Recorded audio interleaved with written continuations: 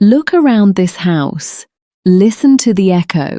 It's 6,000 square feet of Italian marble and imported mahogany. It is exactly what I begged for when I was 40. I pushed him for this. I wanted the prestigious zip code. I wanted our children in elite private schools. I wanted the newest luxury sedan in the driveway to prove to everyone that we had made it. I am 86 years old. I've been a mother, a homemaker, and the silent partner behind a man who built an empire from dirt.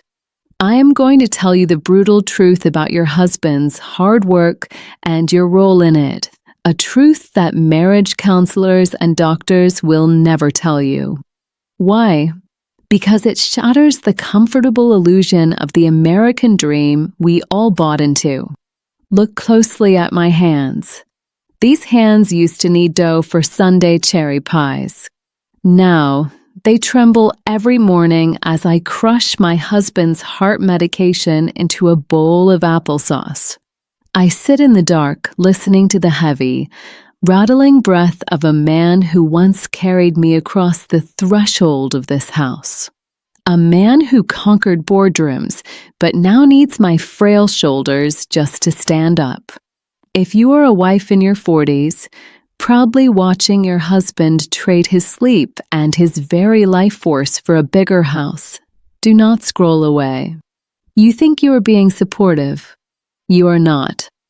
And if you are that man, working yourself into an early grave, feeling like no one understands the quiet weight you carry, stay right here. Because I am about to reveal the 3 silent health regrets that didn't just break my husband's proud body, they cost our family everything. Let's go back 40 years. My husband was 45, the prime of his life. Broad shoulders, a jaw set like stone. He was the kind of man who believed that taking a sick day was a moral failure, a weakness he couldn't afford. It was a Tuesday morning in November. I still remember the smell of burnt toast and bitter black coffee. I walked into the kitchen and saw him gripping the edge of the counter. His knuckles were white. He was rubbing the center of his chest. His breathing shallow, uneven. "Are you all right?" I asked. Instantly, the vulnerability vanished. The stubborn mask snapped back into place. "I'm fine," he said, swallowing 2 painkillers dry. "Just a little heartburn. I have to catch the 6 a.m. flight to Chicago. The merger depends on it." To the men watching this, I know why you do it. You feel the crushing, silent weight of the mortgage, the college tuitions, the expectation to be the unbreakable provider. You think hiding your pain protects us. You think complaining makes you less of a man. You suffer in silence because you love us. But to the wives, this is where I failed him. I watched him walk out that door, knowing deep down something was wrong. But I let him go. I believed his lie because it was convenient. It was easier to believe my husband was invincible than to face the terrifying reality that the man holding our world together was breaking apart. Then came the sleep deprivation. For a decade, my husband didn't sleep more than 4 hours a night. I would wake up at 3 a.m. to a cold, empty bed. I'd find him in the glowing blue light of his laptop, grinding his teeth. A cold, forgotten mug of coffee beside him. The room smelled of stale paper and pure exhaustion. "Come to bed," I'd whisper. "Just one more email," he'd reply, not looking up. "I have to provide." Women, we praise this work ethic. We brag to our friends about our ambitious husbands. We decorate our big, beautiful houses built on the foundation of their ruined nervous systems. I should have unplugged that damn machine. I should have fought for his rest. I should have told him that he was already enough, just as he was. But I didn't. I let the machine consume the man until there was almost nothing left. Look around this house. Listen to the echo. It's 6,000 square feet of Italian marble and imported mahogany. It is exactly what I begged for when I was 40. I pushed him for this. I wanted the prestigious zip code. I wanted our children in elite private schools. I wanted the newest luxury sedan in the driveway to prove to everyone that we had made it.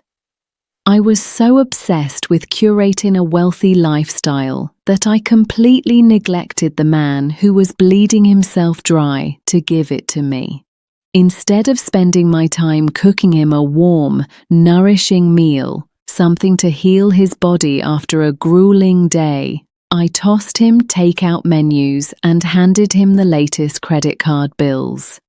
Instead of sitting with him, rubbing his tense shoulders, and genuinely listening to the crushing weight of his day, I complained about the neighbors and talked about remodeling the house. I demanded the world, and he, like a good stoic man, silently handed it to me by selling off his own health. And now we are 86 years old. Do you know what this magnificent mansion is today? It is nothing but a very expensive, very lonely hospital ward. That luxury car sits collecting dust because his reflexes are destroyed and his heart is too weak to drive. Our children went to those top-tier schools, yes, and now they are incredibly busy. They visit only on holidays, and this is where the reality of our choices cuts the deepest. Last Thanksgiving, my grandson ran into the room and threw a soft football to his grandfather. The ball bounced off my husband's frail chest and rolled pitifully across the Persian rug. He couldn't even lift his arms fast enough. His spine is degenerated. His joints are stiff from decades of chronic stress and neglect. I watched the utter shame wash over my husband's face. A man who built companies, now unable to play a simple game of catch. The little boy looked confused and asked, "Why can't Grandpa play?" In that moment, my heart shattered. Wives, please listen to me. I know we all want the best. But it is a terrible, tragic illusion. True happiness was never about marble countertops. It was just the warmth of a family gathered around a modest dinner table. It was having the vitality to run with your grandchildren. I traded his health and our peaceful evenings for cold luxury. And the cruelest joke? Now that we have all the money in the world, we don't have the bodies to enjoy it. I would burn this mansion to the ground if it meant I could just have my healthy husband back. Let me speak directly to the wives watching this. We are conditioned to measure our husband's love by the size of the life he provides. But I am telling you, with the heavy heart of a widow in waiting, that is a fatal trap. A husband is not a machine built to mint your dreams. He is flesh, blood, and often a quietly breaking heart. When he walks through that door, carrying the brutal weight of the world, he doesn't need a project manager. He doesn't need a critique of what's missing. He needs a sanctuary. He needs a wife who looks past his paycheck and sees his bloodshot eyes. He needs the profound healing medicine of a hot meal, cooked with intention, a warm touch, and a space where he can finally put his armor down. If you don't fiercely protect his health and his peace, who will? And to the men, the husbands who are listening to an old woman's regrets, I see you. I know you are tired. I know you feel like a walking ATM. Convinced that your only value is what you can provide. You crave a wife who understands your silent sacrifices. You want her to notice the pain behind your stoic mask. But listen to me carefully. You have to let her in. Your pride tells you that hiding your exhaustion is heroic, that ignoring the chest pains and skipping the doctor makes you strong. It is not heroic. It is a slow, arrogant suicide.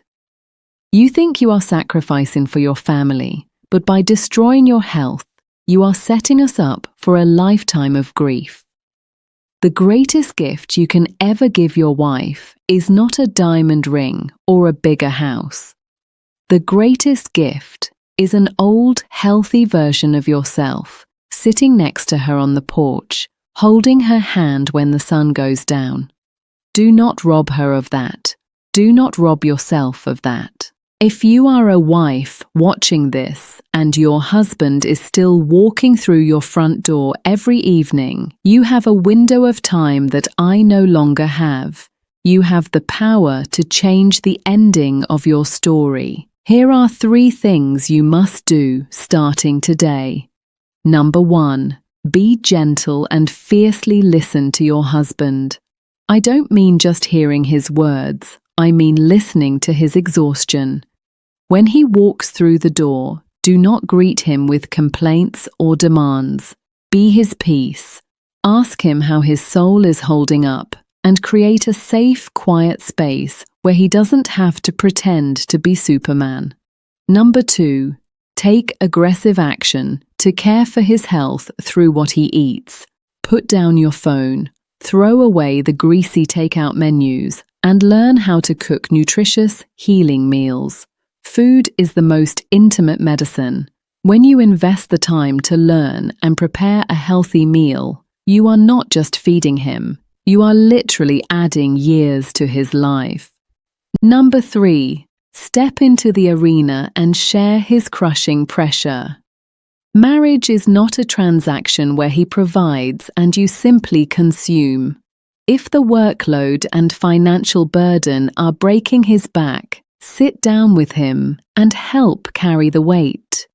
Downsize your lifestyle if you must.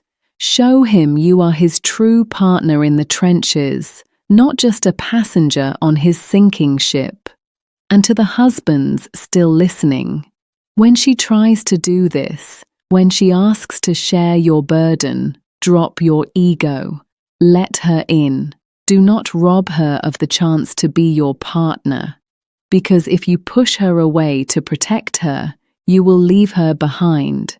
No life insurance payout can walk your daughter down the aisle. No luxury car can hold your wife when she cries in the dark. I am 86 years old. I sit in a multi-million-dollar fortress of solitude. And I swear to you, I would trade every single penny just for one more ordinary afternoon, walking around the neighborhood, holding the steady, healthy hand of the man I married. Do not wait until the damage is irreversible. Wives, step up and save your husbands. Husbands, let yourselves be saved, because the wealthiest widow in the world is still sitting alone in the dark.